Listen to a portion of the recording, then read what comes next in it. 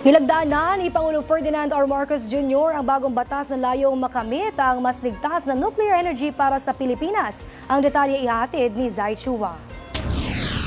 Sa paglagda ni Pangulong Ferdinand R. Marcos Jr. sa Republic Act 12305 o mas kilala bilang Philippine National Nuclear Energy Safety Act o PhilAtom Law, tiniyak ni Pangasinan 2nd District Representative Marco Wangco ang mayakda ng nasabing batas, ang mura, malinis at maasahang kuryente.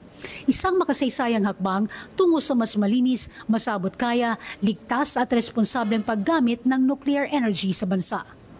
Sa pamamagitan aniya ng nuclear energy, mababawasan ang pag-angkat ng coal sa merkado at maaring maging ganap na fossil fuel independent ang bansa.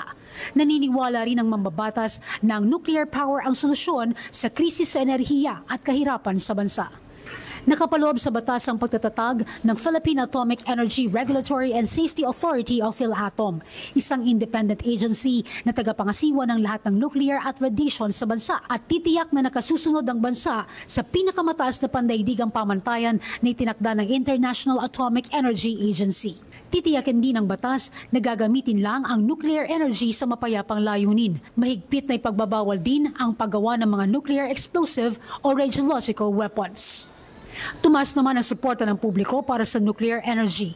Ayon sa isinagawang Commission Public Perception Survey na isinumite ng Social Weather Station sa Department of Energy noong May 2024, lumabas na may 66% na net approval rating ang nuclear energy sa bansa.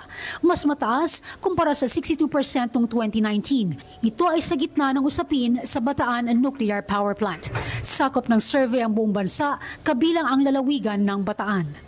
Para sa totoong balita sa Bagong Pilipinas, Zai Chua, Congress News.